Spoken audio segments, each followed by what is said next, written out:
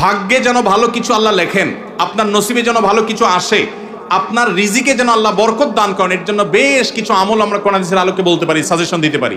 বরকত যদি চান, এক নম্বর হলো ঈমান এবং তাকওয়া লাগবে। আল্লাহ বলেছেন ওয়ালাউ আন্না আহলাল কুরআন আমানু ওয়াত্তাকাউ লাফাতাহনা আলাইহিম বারাকাতিম মিনাস সামা। যদি কোনো জনপদের লোকেরা ঈমান আনে, আল্লাহর ভয় অন্তরে লালন করে, আল্লাহ বলেছেন আসমান থেকে বরকতের সব দুয়ার খুলে দেওয়া হবে।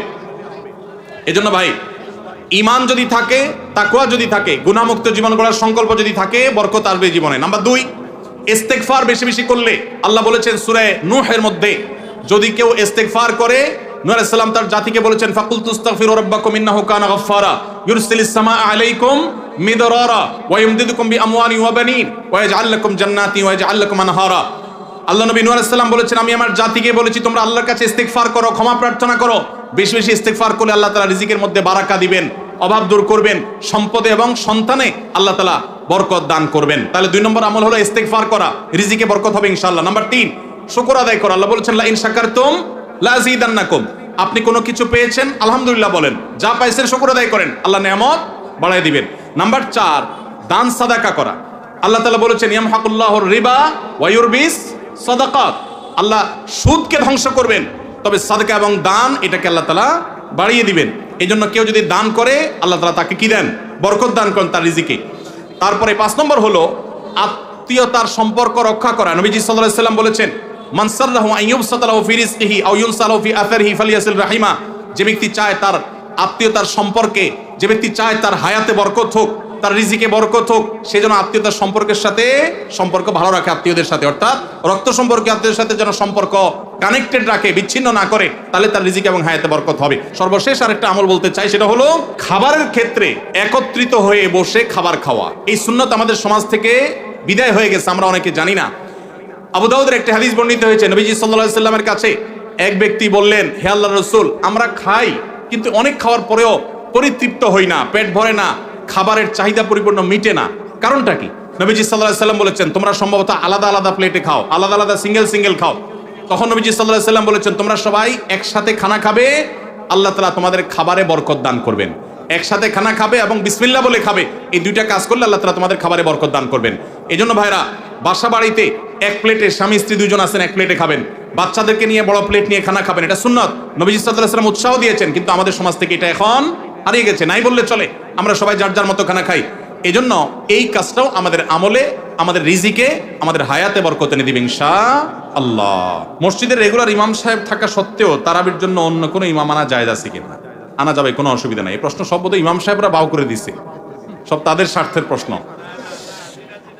ইমাম সাহেবরা দেয় নাই, তাহলে মুক্তাদের ইমাম সাহেবকে মহব্বত করেন, টাকা দিবেন না, কিন্তু ইমাম সাহেবের পক্ষে প্রশ্ন করবেন। মাশাআল্লাহ, এটা কেমন মহব্বত হইল?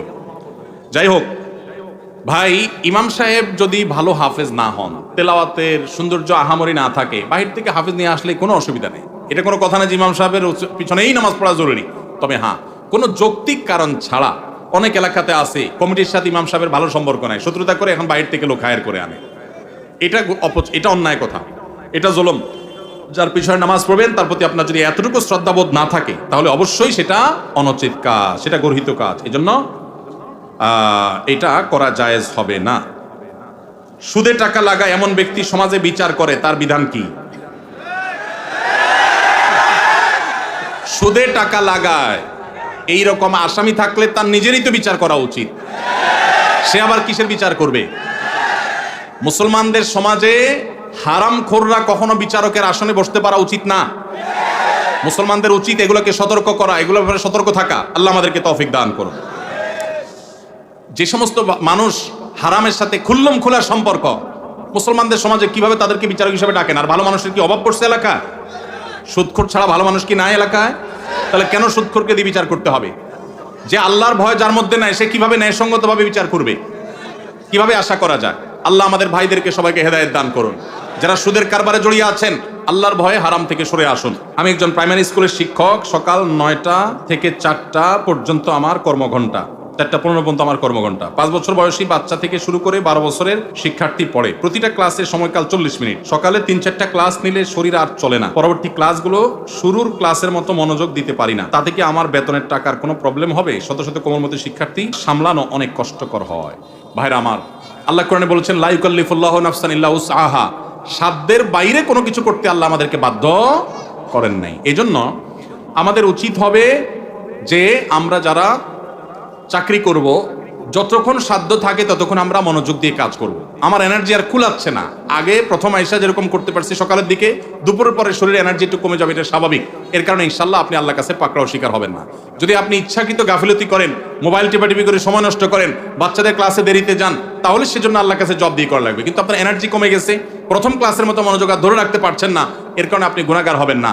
আলহামদুলিল্লাহ, এরকম শুদ্ধ সুস্থ চিন্তা করার মানুষ যে আছে, বান্দার হক সম্পর্কে এতটা সচেতন মানুষ আছে, এটাই তো একটা সমাজের জন্য আনন্দের বিষয়। আলহামদুলিল্লাহ, সন্দেহাতীতভাবে এটা একটা সুখের সংবাদ যে একজন ভাই চাকরি করে, স্কুলে চাকরি করে তার ঠিকঠাক মতো বেতনটা হালাল হচ্ছে কিনা, তার মনোযোগ কমে যাচ্ছে, সেজন্য আল্লাহর কাছে দায়ী থাকবেন কিনা, এই যে চিন্তা মনে আসছে, এটাকেই বলে ইমানি চেতনা। এই ইমানি চেতনাই তো আমাদেরকে ভালো মানুষের দিকে নিয়ে যায়। আল্লাহ আমাদের এই ভাইকে আরো বেশি ইমান আমল বানানোর তৌফিক দান করুন। সর্বশেষ প্রশ্ন, আইডি কার্ড ও পাসপোর্ট বানানোর কাজ করা হালাল নাকি হারাম?